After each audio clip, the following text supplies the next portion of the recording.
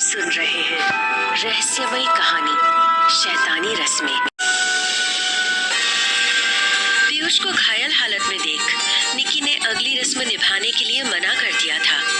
वो पीयूष के साथ उसके कमरे में आ गई और उसे उसके बिस्तर पे लेटा दिया। दोनों के बीच एक अजीब सी शांति छाई थी। पीयूष को निकी की आंखों में खुद के लिए चिंता साफ दिखाई दे रही थी। हालांकि वो ये बात अच्छी तरह से जानता था कि निकी के मन में उसे लेकर बहुत गुस्सा है। निकी ने उसका बिस्तर ठीक किया और उसे चादर उठाई और फिर बोली, मैं यहीं बैठ रही हूँ, तुम्हारे पास वाली कुर्सी पर। कुछ भी जरूरत हो तो मुझे बताना। ये कहकर वो पलटी ही थी कि पीयूष ने उसका हाथ पकड़ लिया और बोला, मैं जानता हूँ कि तुम मुझसे बहुत नाराज होने की और तुम्हारी नाराजगी जायज भी है, लेकिन सच मानो मेरा इरादा तुम्हें धोखा देने या तुम्हारा दिल दुखाने का बिल्कुल भी नहीं है। निकी ने पलटकर पीयूष की ओर देखा। उसकी आंखों में उसे सच्चाई साफ नजर आ रही थी, लेकिन पीयूष को लेकर उसके मन में इतना गुस्सा भरा हुआ था कि उसने ज्यादा बोलना ठीक नहीं समझा। वो धीमे से बोली, ये सब बातें हम बाद में भी कर सकते हैं, फिलहाल तुम आराम करो। पीयूष समझ चुका था कि अभी बात करने का कोई फायदा नहीं। उसने हाँ में सिर हिला दिया और निकी का हाथ छोड़ दिया। निकी वहीं पास में रखी कुर्सी पे जाकर बैठ गई और इधर उधर देखने लगी। वो कहीं न कहीं पीयूष से नजरें चुरा रही थी। वहीं पीयूष अपनी नजरें उसी पे गड़ाए हुए था। वो मन ही मन दुखी होता हुआ बोला, काश निकी, काश कि मैं तुम्हें सच बता पाता कि आखिर क्यों मैं तुमसे इतना दूर हूँ। क्या कारण है कि मैं चाह कर भी तुमसे अपना प्यार जता नहीं सकता, जबकि सच्चाई यही है कि मैं तुमसे सच्चा प्यार करता हूँ। और यही कारण है कि मैं नहीं चाहता था कि हम भैरवगढ़ आए, लेकिन ये तुम्हारी ही जिद थी। इधर उधर देखते हुए अचानक से निकी की आंखें पीयूष से जा मिली और उसे महसूस किया कि वो बस उसे ही देखे जा रहा है। कुछ देर वो उसे देखती रही और फिर उसने अपनी आंखें फेर ली और मन ही मन बोली, क्यों मेरे मन में अभी भी पीयूष के लिए प्यार है? क्यों मुझे लगता है कि वो सही इंसान है, जबकि उसने मुझसे कदम कदम पे सिर्फ झूठ बोला, सिर्फ झूठ। नहीं, मैं उसे कभी माफ नहीं करूंगी, कभी नहीं।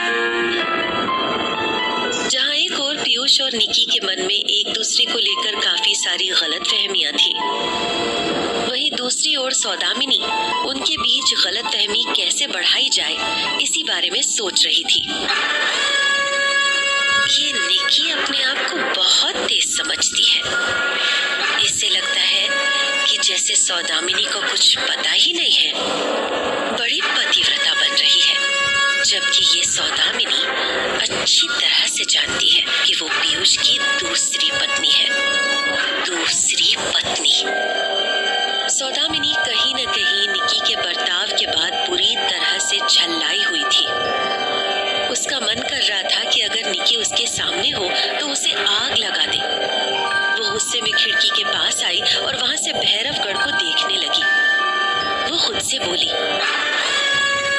निकी, चाहे तुम कितनी भी कोशिश कर लो, एक दिन इस भैरवगढ़ पे मैं राज करूंगी। भैरवगढ़ मेरा होगा, सिर्फ मेरा। और इसके लिए मैं कुछ भी कर जाऊंगी, कुछ भी। सौदामिनी की आंखों में खून उतर आया था। उसका दृढ़ संकल्प उसके चेहरे पे साफ दिखाई दे रहा था। वही सुमित्रा, राजा साहब, आरोही, बूढ़ी माई और प्रतीक भी इस समय राज दरबार में जमा थे। सुमित्रा चिंता जाहिर करते हुए बोली, कुछ समझ नहीं आ रहा है राजा साहब, ये सब क्या हो रहा है? राजा साहब बोले, समझ तो हमें भी नहीं आ रहा है। आज तक तो जब भी रस्में निभाई जाती थी तो सब अच्छा ही होता था, लेकिन इस समय सब उल्टा क्यों हो रहा है? माई, आपको क्या लगता है? माई बोली, मैं क्या जानूं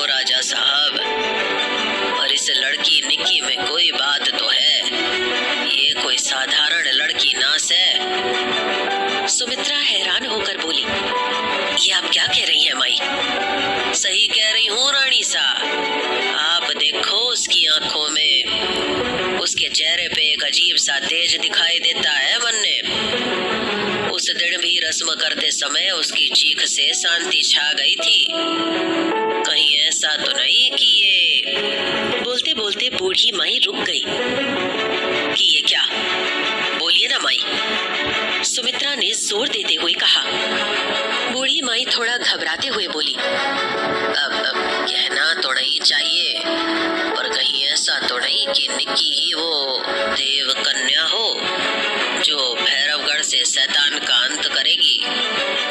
माई की बात सुनकर सब लोग सन्न रह गए। सुमित्रा और राजा साहब हैरानी से एक दूसरे को देखने लगे। राजा साहब बोले, ये क्या कह रही हो माई? निकी और वो देव कन्या, वो तो एक ईसाई परिवार की लड़की है, उसे तो पूजा पाठ करना भी नहीं आता, तो भला वो देव कन्या कैसे हो सकती है? माई बोली, मैं इस बारे में ज्यादा नहीं कह सकती, लेकिन अभी तो इस बात को यहीं खत्म कर देते हैं।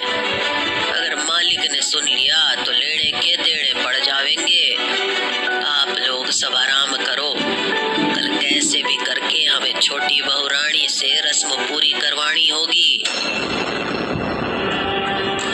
ये कहकर माई ने राजा साहब को प्रणाम किया और वहां से चली गई। माई तो वहां से चली गई, लेकिन अपने पीछे चिंता छोड़ गई। सुमित्रा और राजा साहब के चेहरों पे चिंता के बादल मंडराने लगे थे। वहीं हवेली से दूर अपनी गुफा में बैठी चंडालिका अपनी तंत्र शक्तियों से उनकी बातों को सुन रही थी और वो हैरान सी खुद में बोली, देव कन्या, क्या निकी ही वो देव कन्या है जो मेरे भाई का काल? नहीं नहीं, ऐसा नहीं हो सकता। इस बुढ़िया के भी दिन पूरे हो गए लगता है, इसको भी सबक सिखाना पड़ेगा। ये सोच चंडालिका बूढ़ी माई को सबक सिखाने अपनी गुफा से बाहर निकलने ही वाली थी कि तभी उसे बीती बातें याद आने लगी कि कैसे जब उसने पहली बार झूमर की आड़ में निकी पे हमला किया था तो उसकी चीख ने उसे वहां से भागने पे मजबूर कर दिया था। कैसे इसके खून लगे कांच के टुकड़े ने उसके शरीर को जलन डाल दी थी। कैसे जब वो शमशान की ओर बढ़ रही थी तब आरोही के ऊपर से चंडालिका की शक्तियों का असर पूरी तरह से खत्म हो गया था।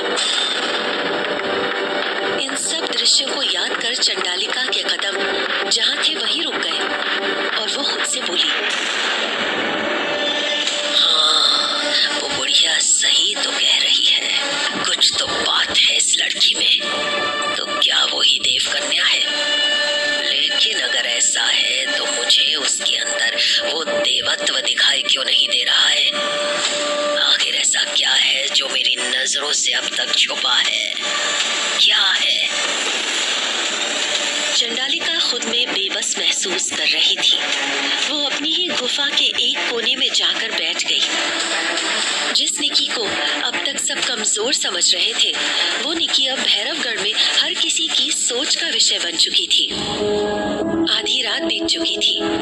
कुर्सी पे बैठे बैठे निकी को कब नींद आ गई उसे पता ही नहीं चला। इसी बीच बेड पे लेटे पीयूष की आंखें खुली। उसे प्यास लग रही थी।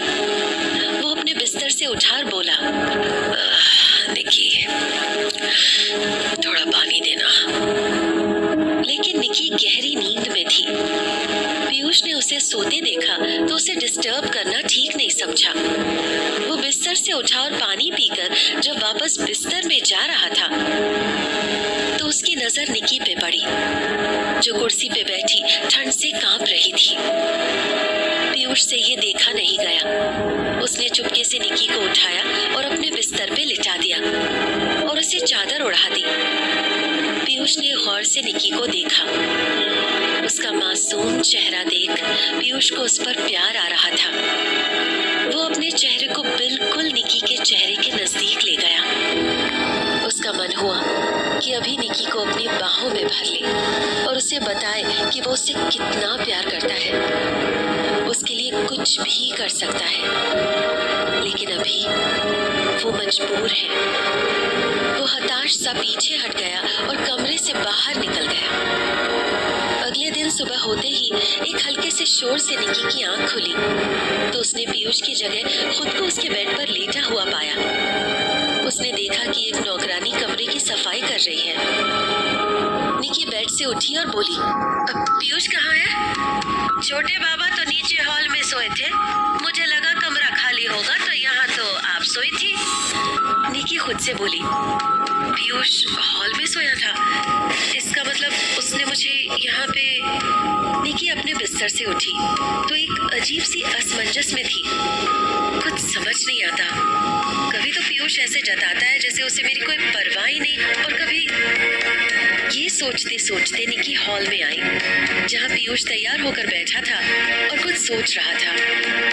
उसे देख निकी की आंखें भर आई। वो मन ही मन उसे पुकारने लगी, जब इतना प्यार करते हो तो जताते क्यों नहीं? क्यों? किसका डर है तुम्हें? निकी के कदम धीरे धीरे पीयूष की तरफ बढ़ने लगे। वो उसके पास जाकर खड़ी हो गई। पीयूष ने उसे सामने देखा तो वो भी अपनी जगह से उठ गया। निकी की नम आंखों में उसे खुद के लिए प्यार और चिंता दोनों दिखाई दे रहे थे। इससे पहले कि दोनों में से कोई कुछ कहता, पीछे से सुमित्रा की आवाज आई, निकी। निकी और पीयूष दोनों ने सुमित्रा की ओर देखा तो उनकी आंखें फटी की फटी रह गई। निकी की आंखों में खौफ उतर आया था। वहीं पीयूष गुस्से में बोला, माँ, किसने किया आपके साथ ऐसा? आखिर ऐसा क्या हुआ था सुमित्रा के साथ जिसे देख निकी और पीयूष की आंखें फटी की फटी रह गई थी? आखिर क्या करेगी सौदामिनी निकी को अपने रास्ते से हटाने के लिए? अब आखिर कौन सी शैतानी रस्म निभाएगी निकी? जानने के लिए सुनिए अगला एपिसोड।